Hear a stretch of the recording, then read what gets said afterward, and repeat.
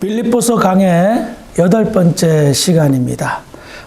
오늘은 빌립보서 1장 9절부터 11절 말씀을 벌써 4번째 이 말씀을 가지고 우리 함께 은혜를 나누겠는데요.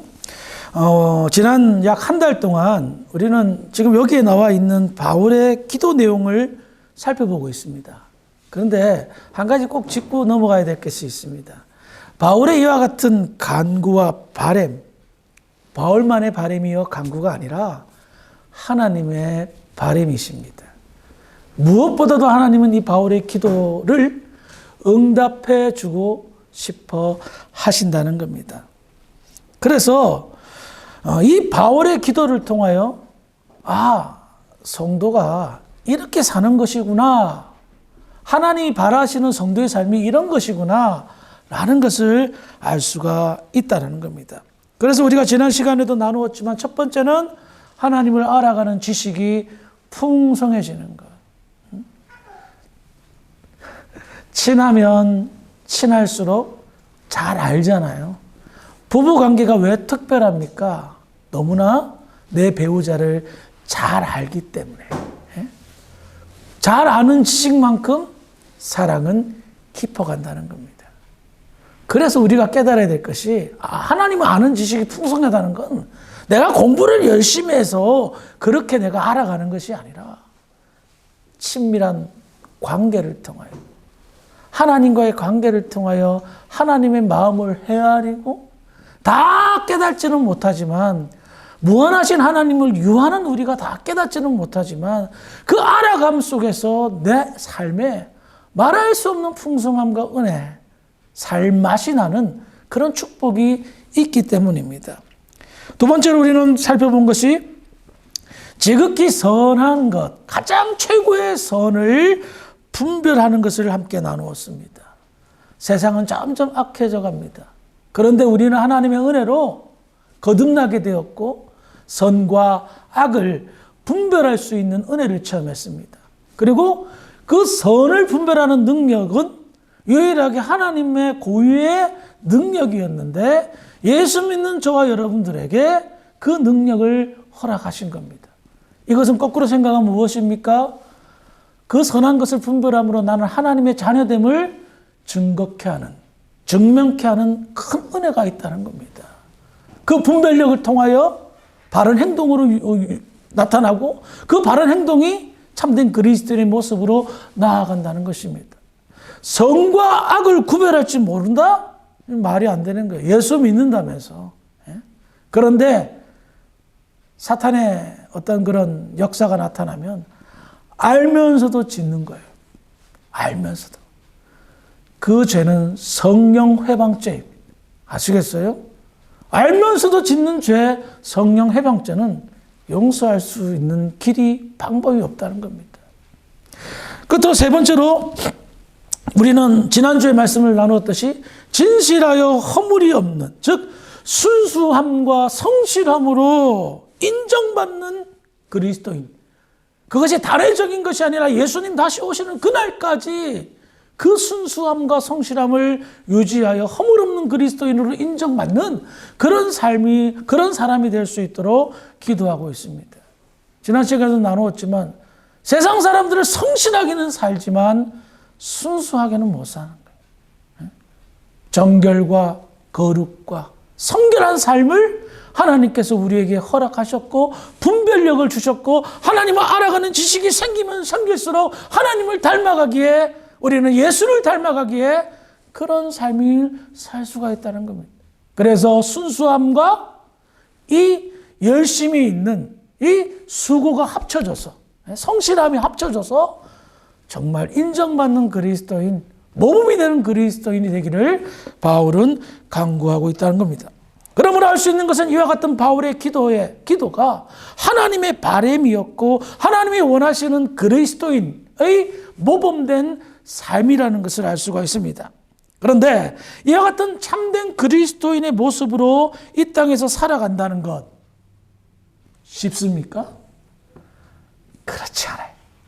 저도 애쓰는 사람이지 뭐 이렇게 나는 완전한 사람이다 절대 말 못합니다. 애쓰는데 참 힘들어요. 그렇죠, 집사님? 네. 당연하죠. 누구나 나는 이 기도대로 정말 그냥 매일 하나님 알아가는 지식이 풍성하고 이런 거 거짓말하지 말라고 그러세요. 이게 사실은 인간의 혼자만의 어떤 애씀과 노력과 수고로는 안 되는 거예요. 그리고 하나님은 이걸 너무나 잘 알고 계셨고 바울도 너무나 잘 알고 있었습니다. 바울의 기도의 그 로마서에 보면 7장에 보면 나는 죄인 중에 괴수라는 고백을 하지 않습니까? 바울도 갈등하는 거예요. 다 알고 있는데도 내 속에 해결되지 않는 죄의 물결이 나를 엄습할 때에 그 답답함과 그 괴로움을 호소하지 않습니까? 그래서 하나님은 우리의 수준을 너무나 잘 알고 있다는 거예요. 거룩한 척 하지 말라는 겁니다. 뭔가 대단하게 뭔가 했다라고 착각하지 말라는 겁니다. 그래서 잘 알고 계시기 때문에 배려를 해주시는데 그 배려가 뭘까요? 오늘 본문인 1장 11절의 말씀을 한번 읽어보도록 하겠습니다. 1장 11절 시작.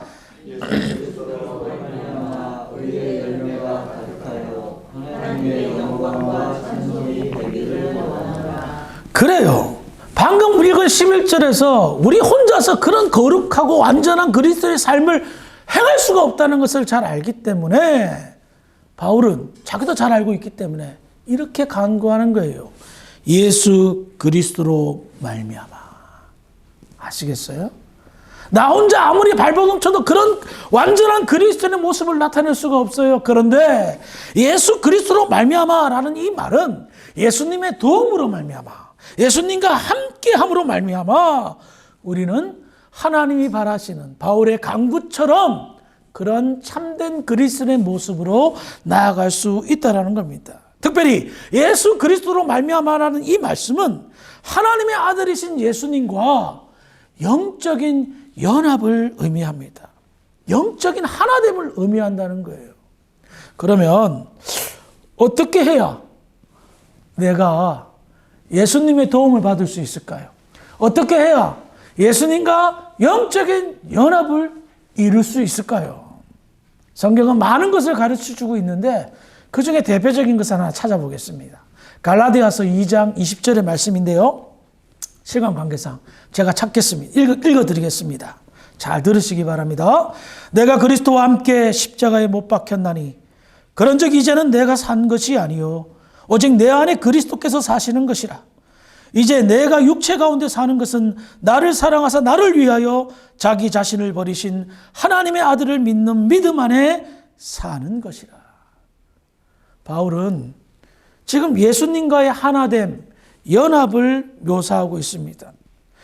예수님께서 바울 안에 산다라고 묘사하면서 이 묘사는 영적인 연합을 표현하고 있습니다. 그리고 내가 지금 이 땅 가운데서 살아가는 삶의 이유는 십자가에 돌아가신 예수를 믿음 안에서 나를 위하여 십자가에 못 박아 돌아가신 예수님을 믿는 믿음 안에서 산다라고 고백하고 있습니다.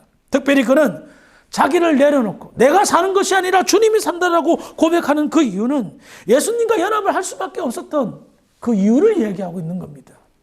주님이 나의 죄를 대신해서 십자가에 돌아가셨고 하나님의 그 크신 사랑을 내가 깨달았는데 어떻게 나 혼자만 나의 유익과 이기적인 마음으로만 살 수 있냐? 난 그럴 수 없다. 나를 완전히 내려놓고 나라는 존재를 완전히 비우고 내 속에 살고 계시는 내 안에 계신 예수님이 나타나는 삶을 산다라고 고백하는 겁니다. 그러므로 예수 믿는 사람들이 예수님과 하나가 되는 영적 연합이 이루어질 수 있는 것은 바울의 고백처럼 자신을 비우고 예수님을 채우고 모든 말과 행동과 판단의 주체가 예수를 믿는 믿음으로 말미암았음을 알 수가 있습니다. 이런 영적인 자세가요, 바로 아름다운 예수님의 연합을 이룰 수 있고 내 생각과 내 뜻을 내려놓고 주님 뜻대로 주님의 의지대로 움직이는 그로 말미암아 예수님께서 내 안에서 역사할 수 있도록 하는 것입니다. 그런데 반드시 기억해야 될 것이 있습니다. 자, 이와 같은 예수님의 연합 기억하세요? 무엇보다 하나님께서는 예수님과의 연합에 우리의, 저와 여러분들의 자유의지에 맡깁니다. 절대로 강압적이거나 강제나 억지가 아닙니다. 하나님의 배려하심은 정말 측량할 길이 없을 정도로 깊습니다. 얼마든지 하나님 욕구대로 강압적으로 우리를 굴복시키고 하나님 마음대로 이끌어갈 수도 있겠지만 하나님은 그걸 원하지 않습니다. 철저하게 우리의 자유의지를 믿어주십니다. 즉 자발적 순종과 자발적 연합을 이끄는 겁니다. 그래서 어떻게 하십니까? 내가 자발적으로 예수와 연합함으로 아름다운 하나님의 나라의 성도로의 모습을 나타냄으로 말미암아 얻게 되는 참된 평강과 기쁨과 진정 어린 고백이 담긴 감사가 나타난다는 거예요. 억지로 하면은 어떻게 될까요? 하나님을 두려워합니다. 하나님은 공포의 하나님이 아니잖아요. 사랑의 하나님이잖아요. 그래서 참아주시는 거예요. 기다려주시는 거예요. 각종 수많은 은혜와 축복들을 우리의 삶 가운데 비춰주고 펼쳐주고 체득시키고 체험시킴으로 인하여 우리의 자유의지가 발동되어 자발적 순종과 자발적 연합을 이끌음으로 말미암아 그래 내가 죽고 그리스도가 나타날 때에 내가 진정한 행복과 감사와 평강을 누리는구나. 그게 그리스도인의 축복인 줄 믿으시기 바랍니다. 자, 이와 같이 예수님으로 말미암은 삶, 나를 지우고 나를 내려놓고 자유의지에 의해서 주님께 모든 것을 맡기는 삶을 살게 될 때에 자연스럽게 뭐가 나타날까요? 삶의 열매가 나타나겠죠. 열매가 나타나는 거예요. 근데 그 열매가 어떤 거냐? 성경은 이렇게 표현합니다. 예수 그리스도로 말미암아 의의 열매가 가득하여 의의 열매가 가득해진다라고 말하고 있는 거예요. 그러면 한번 생각해 봅시다. 예수님과 연합됨으로 말미암아 그리스도로 말미암아 나타나는 결과는 의의 열매가 가득하다는 건데 우리 여기서 또 퀘스천 마크 궁금증이 생기지 않을 수가 없죠. 의의 열매가 뭐냐 말입니다. 뭔지 아세요? 성경을 찾아봐야 알지. 그냥은 의의 열매? 이게 뭐지? 저스티스 뭐 이런 건가? 아니고 성경을 보겠습니다. 의의 열매가 성경이 뭐라고 말하는지 먼저 신명기 6장 25절에는요. 제가 읽어드릴게요. 신명기 6장 25절에 우리가 그 명령하신 대로 이 모든 명령을 우리 하나님 여호와 앞에서 삼가 지키면 그것이 곧 우리의 의로움이라 할지니라. 방금 읽은 내용 신명기 6장 25절에서 나타난 명령이란 하나님의 말씀을 의미합니다. 모세는요 당시 이스라엘 백성들에게 하나님의 백성의 자격, 요건, 정체성을 설명하면서 결론은 뭐다? 하나님의 말씀을 지켜라 라고 말합니다. 하나님의 말씀을 지키면 결국 그것이 무엇이 된다? 너희에게는 의로움이 된다.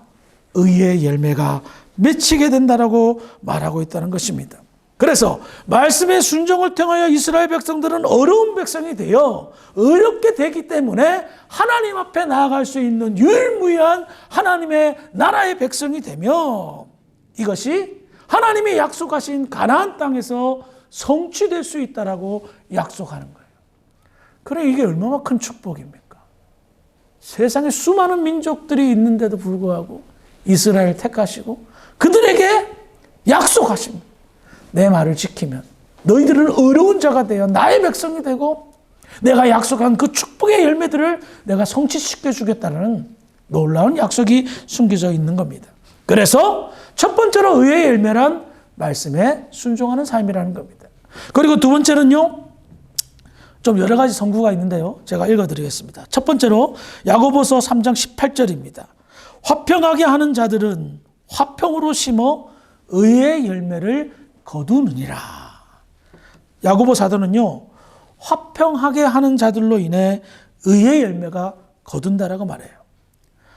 우리가 신강강에서 찾아볼 수는 없지만 야고보서 3장 13절 이하에 쭉 보면 무슨 문제가 거론되고 있냐면 당시 초대 교회에서도 시기와 다툼이 있었고요.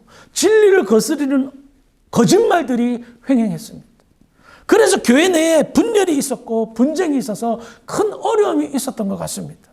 그래서 야고보 사도는 단호하게 화평하라라고 말합니다. 너희들 서로 간에 화평하기를 권면합니다. 그리고 그 화평함이 비로소 의의 열매를 거두게 될 거라고 말하는 거예요. 동일한 의미로요. 이사야서 32장 17절입니다. 공의의 열매는 화평이요 공의의 결과는 영원한 평안과 안전이라. 여기서 공의의 열매는 의의 열매와 동일한 의미요 말씀입니다. 그래서 의의 열매를 공의의 열매라 표현하므로 그 열매가 무엇이다? 화평이다라고 가르치고 있습니다. 증거를 하나 더 찾아보겠습니다. 로마서 5장 1절입니다. 잘 들으세요. 그러므로 우리가 믿음으로 의롭다 하심을 얻었은즉 우리 주 예수 그리스도로 말미암아 하나님으로 더불어 화평을 누리자. 의롭게 됨으로 말미암아 나타난 결과. 의의 열매는 뭐다? 하나님과 화평을 누리는 거라고 말하는 겁니다. 그러므로 알 수 있는 것은 죄로 인해 끊어졌던 하나님의 관계가 회복되고, 그래서 그 회복이야말로 인간이 누릴 수 있는 가장 큰 축복인데, 하나님과의 관계가 회복됨을 의의 열매로 표현하면서 그것을 화평이라 말하고 있다는 겁니다. 그런데 생각해 보세요. 만약에 하나님과 화평케 된 상태가 아니라면, 하나님과 바른 관계가 맺지 않고 불편한 관계가 된 상태라면 그 사람의 마지막은 어떻게 될까요? 심판, 지옥 심판밖에 안 남은 거예요. 그러니 이게 얼마나 중요한 주제인 줄 알겠죠? 인간의 운명에 엄청난 차이가 있다는 것을 알 수가 있습니다. 생각만 해도 소름이 확 돋습니다. 내가 하나님과의 관계가 화평케 되지 않다면, 영혼이 정죄의 상태, 용서받지 못한 상태라면 이거는 정말 두려운 상태라는 것을 알 수가 있습니다. 그러므로 의의 열매는 앞서서 나누었듯이 성도와 성도 간의 화평케 됨, 인간과 하나님과의 화평케 됨임을 알 수가 있습니다. 그래서 예수님으로 말미암아 회복된 하나님과 이웃 간의 관계, 화평을 유지하는 것이 얼마나 중요하다는 사실을 알 수가 있습니다. 그러므로 의의 열매는 첫 번째는 말씀에 순종하는 것, 두 번째는 이웃과 하나님과 화평케 되는 평화의 분위기, 그 분위기를 만드는 것이 의의 열매가 가득하다는 겁니다. 그런데 더 중요한 것이 마지막 남아 있습니다. 오늘 시간이 좀 길 것 같아요. 이것 때문에. 가장 중요한 의의 열매가 남아 있습니다. 고린도후서, 이건 찾아봐야 됩니다. 고린도후서 9장 10절의 말씀. 고린도후서 9장을 좀 오늘 살펴볼 거예요.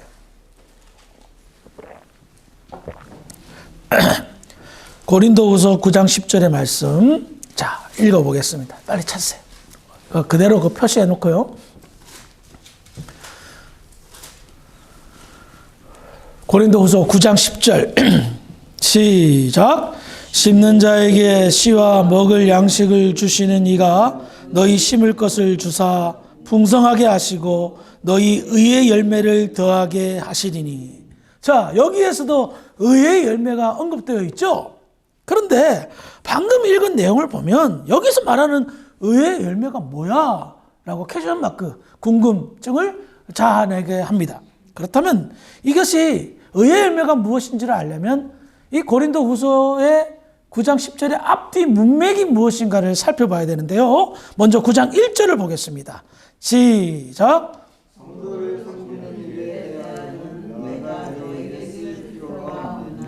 자, 지금 의의 열매가 무엇인지 추측할 수 있는 문장이 발견되었습니다. 그게 뭡니까?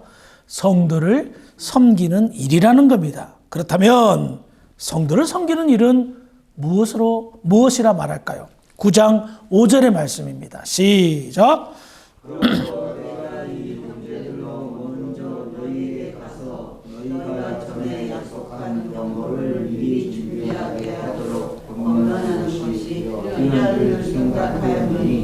이렇게 준비하여야 참 연보답고 없지가 않느니라. 여기서 나타난 연보라는 말 오랜만에 들어보는데 아시죠? 헌금을 말합니다.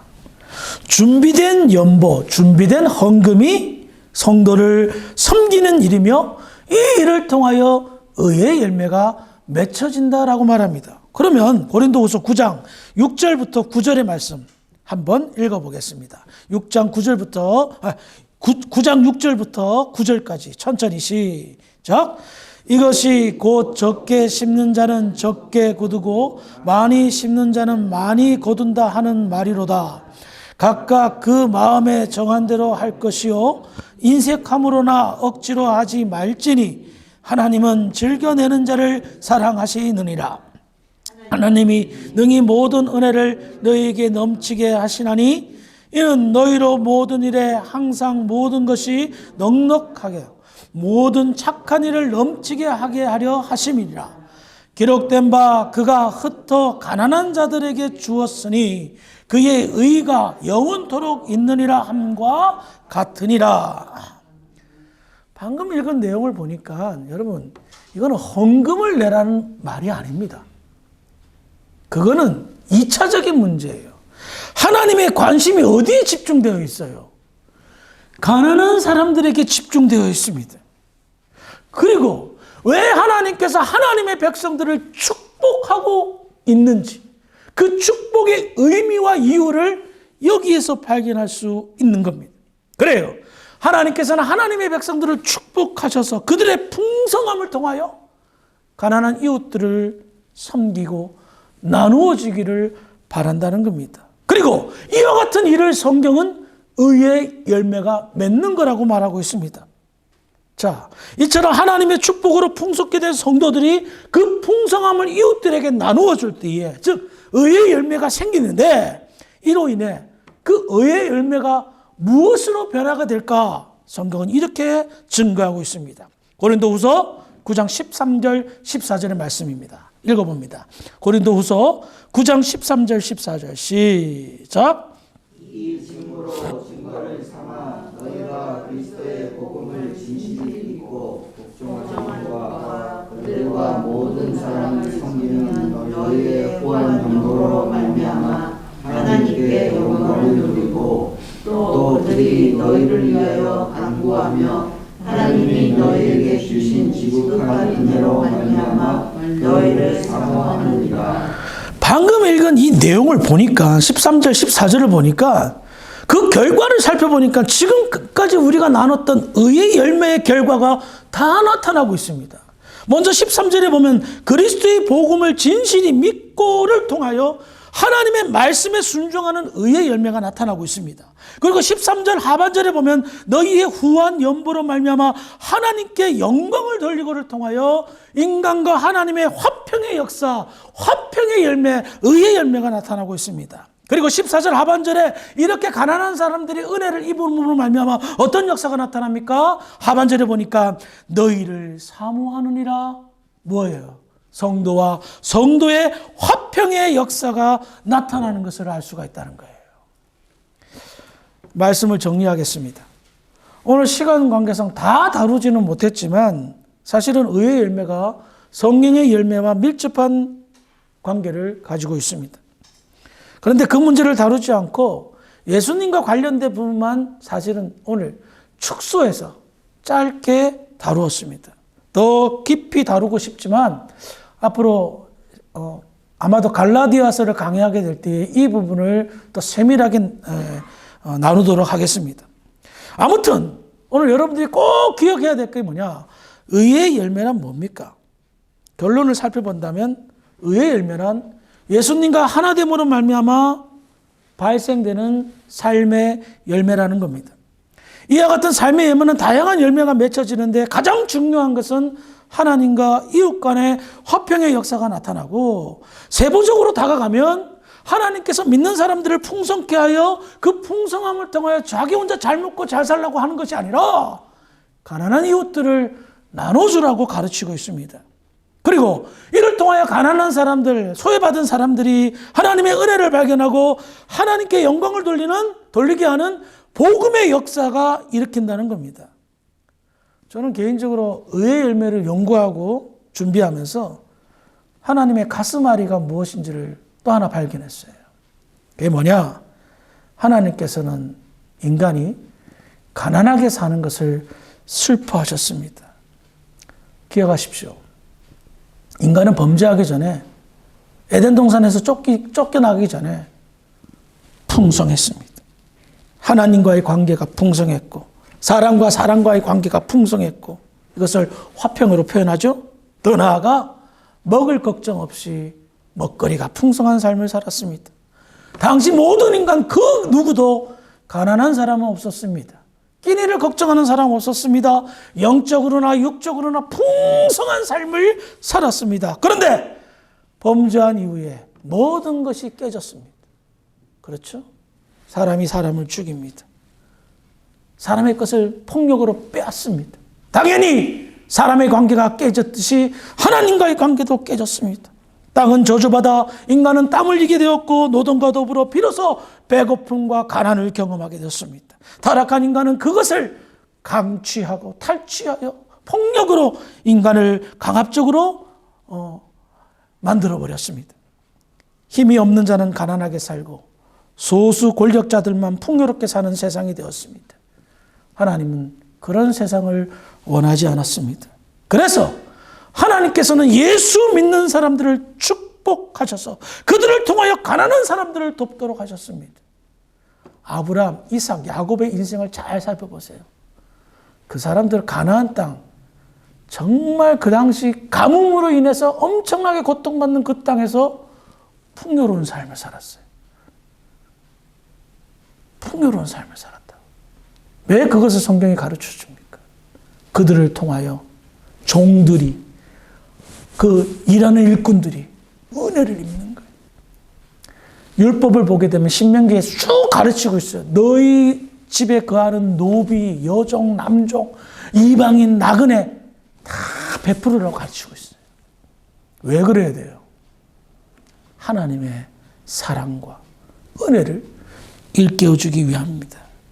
그래서 여러분 잘 생각해 보세요. 오늘 집에 돌아가셔서 지도를 쫙 펴보시고 기독교 국가 얼마나 풍요로운 국가인지 여러분들이 직접 확인해 보시기 바랍니다. 유럽, 북미 가까이는 조국 대한민국 얼마나 하나님께서 이 나라들을 풍성케 하셨습니까? 이와 같은 축복을 누리게 하셨고 그것을 잘 사용하면 어떻게 될까요? 다시 한번 고린도후서 9장 8절 읽어보겠습니다. 9장 8절 시작. 하나님이 능히 모든 은혜를 너희에게 넘치게 하시나니 이는 너희로 모든 일에 항상 모든 것이 넉넉하여 모든 착한 일을 넘치게 하게 하려 하심이라. 아시겠어요? 베풀면 베풀수록 가난한 자를 섬기면 섬길수록 더 넉넉하게 한다고 말하고 있습니다. 이유가 뭡니까? 다음 시간에 살펴보겠지만 의의 열매가 많이 맺혀서 하나님의 영광의 찬송이 되게 하고 하신다는 겁니다. 그렇습니다. 하나님께서 우리를 풍성하게 하신 이유와 목적은 단 하나입니다. 의의 열매를 많이 맺게 하기 위함입니다.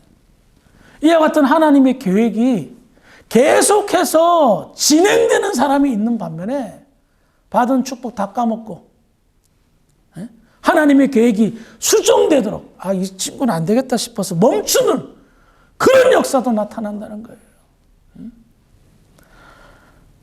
하나님의 계획이 여러분들의 인생 가운데 수정되지 않기를 주의 이름으로 부탁을 드리겠습니다. 하나님의 계획은 뭡니까? 우리를 풍성하게 하는 겁니다. 그 풍성함을 통하여 이웃들과 나누기를 원하십니다. 가난하고 소외된 자들과 나누도록 원하십니다. 그 과정 속에서 우리는 하나님의 은혜와 축복을 더 많이 체득하고 체험하며 그로 인하여 하나님과 화평케 되고 내가 하나님과 화평케 되니 내 이웃과 잘 지낼 수밖에 없는 그런 선순환, 악순환이 아니라 선순환이 계속해서 나타나는 겁니다. 이것이 성도의 삶인 줄 믿으시기 바랍니다. 교회가 해야 될 줄 믿으시기 바랍니다. 성령의 인도하심 따라 우리에게 베푸신 하나님의 은혜들을 기억하고 의의 열매가 많이 맺혀져서 여러분들의 삶이 더욱더 풍성해지기를 주의 이름으로 축원합니다.